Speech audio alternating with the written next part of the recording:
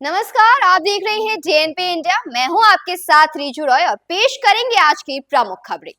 आज इस बुलेटिन में जानेंगे दिल्ली चुनाव के लिए बीजेपी के नए कैंपेन सॉन्ग के बारे में। देखेंगे अपने किस बयान के कारण बुरा फंसे कांग्रेस अध्यक्ष मल्लिकार्जुन खड़गे। इसे लेकर कल्की धाम के पीठाधीश्वर आचार्य प्रमोद कृष्णम ने खड़गे को कैसे घेरा, क्यों बताया पीएम मोदी ने ओडिशा के पर्यटन को बेहतरीन जगह। बुलेटिन के आखिरी में जानेंगे उत्कृष्ट ओडिशा कॉन्क्लेव में शामिल होने के बाद क्या बोले केंद्रीय मंत्री अश्विनी वैष्णव।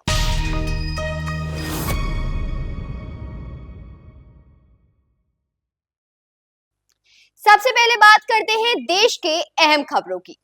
उत्तराखंड के देहरादून में आज की सुबह घने कोहरे के साथ हुई। कोहरे के कारण लोगों को सड़क पर चलने में भारी कठिनाई का सामना करना पड़ा और उन्हें वाहनों को लाइट जलाकर सड़कों पर निकलना पड़ा। कोहरे को देखते हुए जिलाधिकारी ने देहरादून में स्कूलों की छुट्टी घोषित कर दी। संगम नगरी में जारी महाकुंभ के बीच झांसी से प्रयागराज जा रही ट्रेन पर भीड़ के हमले का मामला सामने आया। बताया जा रहा है कि प्रयागराज जा रही ट्रेन पर हरपालपुर स्टेशन पर हमला किया गया है। हमलावरों ने ट्रेन पर तोड़फोड़ करने के साथ पथराव भी किया। ये भीड़ ट्रेन के गेट ना खोले जाने से नाराज थी। हरपालपुर स्टेशन से बीती रात लोगों की भारी भीड़ प्रयागराज जाने वाली ट्रेन का इंतजार कर रही थी। ट्रेन के प्लेटफॉर्म पर रुकते ही लोग सवार होने की कोशिश करने लगे। ट्रेन पहले से ही यात्रियों से खचाखच भरी हुई थी, जिस कारण यात्रियों ने अंदर से गेट बंद कर लिए और बाहर के यात्री अंदर प्रवेश नहीं कर सके, जिसे देखते हुए प्लेटफॉर्म पर मौजूद भीड़ ने ट्रेन पर पथराव कर दिया। चलिए अब नजर डालते हैं आज की सुर्खियों पर। बीजेपी ने दिल्ली विधानसभा चुनाव के लिए अपना नया कैंपेन सॉन्ग जारी किया है। इसे लेकर क्या कुछ जानकारी सांसद मनोज तिवारी ने दी, सुनते हैं।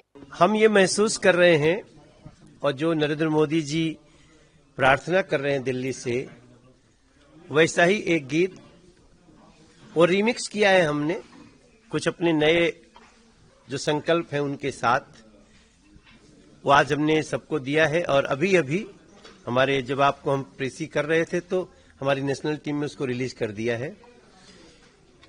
बोल बहुत अच्छे हैं। भाजपा दिल में भाजपा दिल्ली में, खुशियां बुनेंगे मिलके चलेंगे, खुशियां बुनेंगे, भाजपा चुनेंगे जीतेंगे जनमन, मिलके चलेंगे खिलके रहेंगे मोदी कमल तरंग, भाजपा दिल में भाजपा दिल्ली।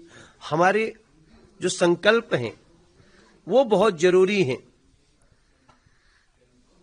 और वो संकल्प हमारे जो हम लोगों को कह रहे हैं कि हर महिला को 2500, जो 2500 महिला समृद्धि राशि है, कि हर महिला को 2500 समृद्धि राशि दिलाना, हर गरीब महिला को 2500 समृद्धि राशि दिलाना। देखो ये हमारी ईमानदारी, हम गरीब शब्द को छुपाते नहीं, क्योंकि पहले से पता रहे कि हम प्रत्येक गरीब महिला को, हर गरीब महिला को 2500 समृद्धि राशि दिलाना है, कमल खिला के हर बुजुर्ग का फ्री इलाज करवाना है, हर झुग्गी का पक्का घर हो, बेघर को छत दिलवाना है, 5 रुपया में भोजन की अटल कैंटीन बनाना है,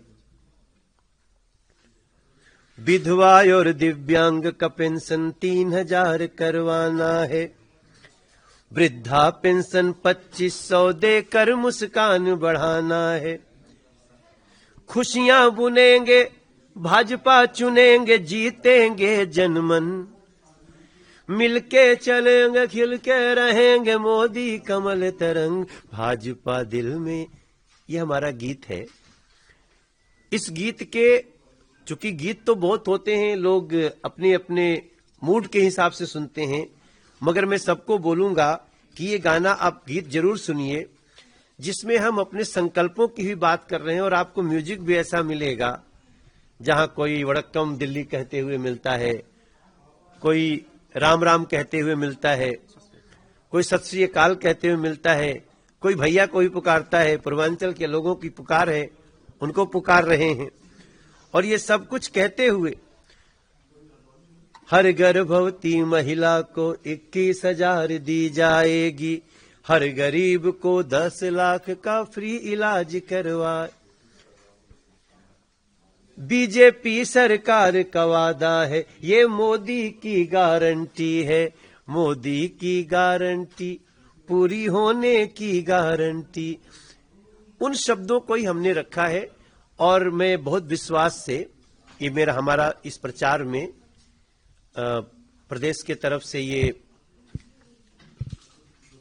दूसरा गाना है जो हम संकल्प पत्र को ध्यान में रख के हुए कर रहे हैं।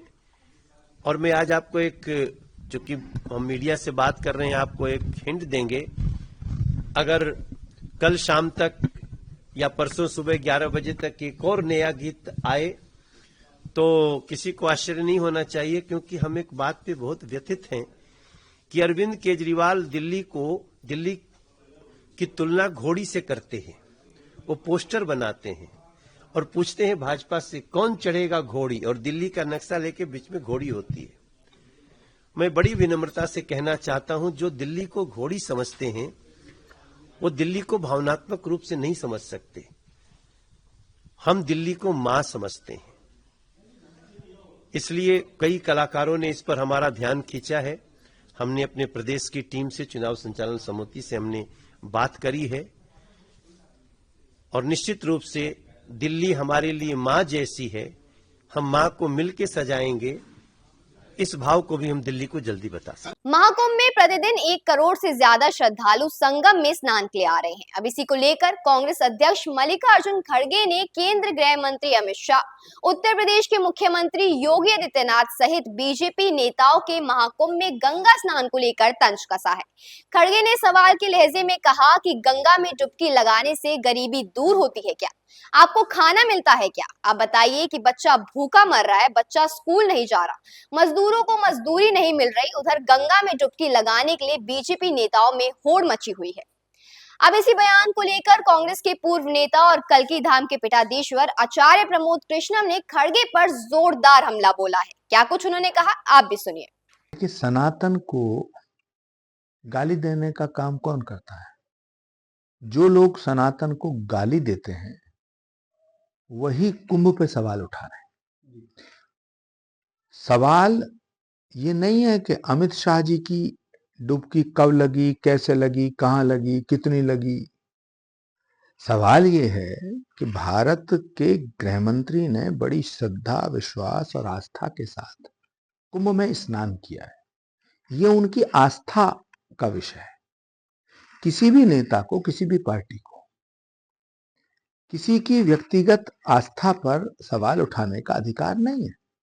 अमित शाह जी एक ऐसे गृह मंत्री हैं, मैं तो कहूंगा सरदार पटेल के बाद पहले ऐसे गृह मंत्री हैं जिन्होंने इस राष्ट्र की एकता के लिए बहुत बड़े बड़े फैसले लिए हैं।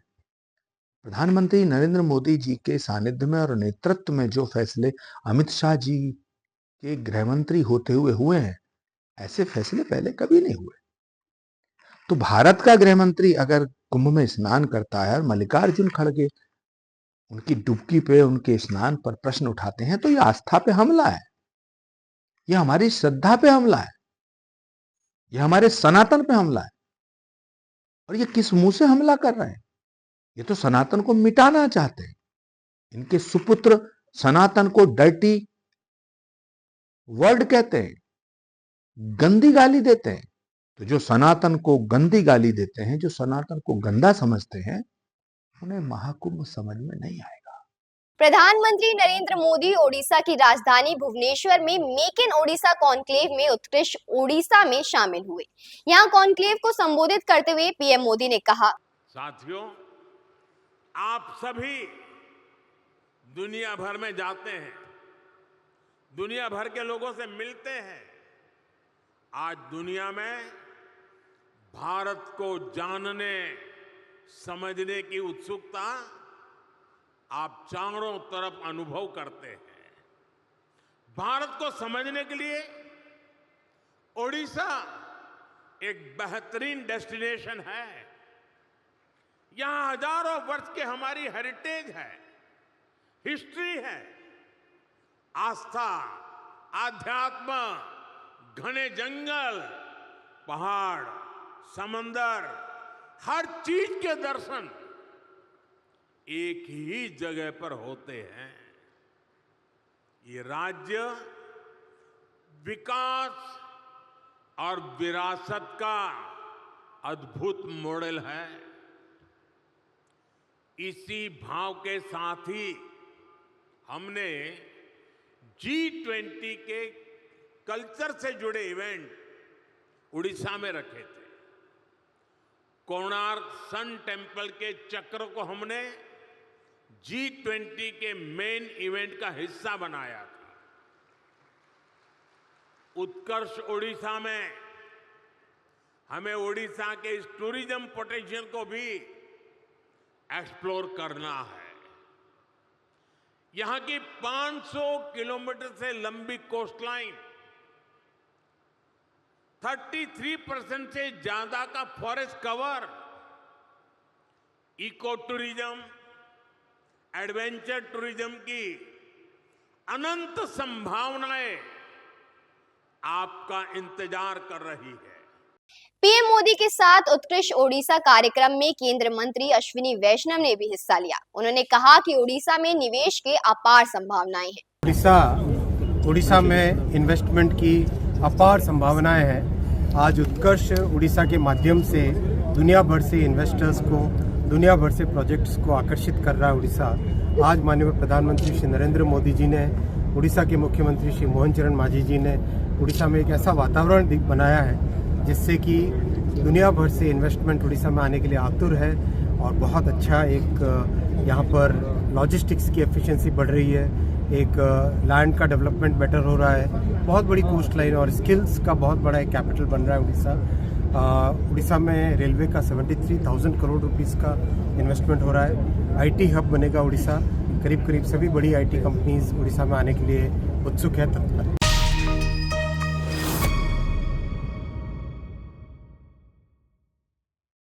तो ये थी हमारी आज की प्रमुख खबरें। आपसे फिर मिलेंगे अगले बुलेटिन में। तब तक के लिए धन्यवाद। बने रहिए DNP इंडिया के साथ।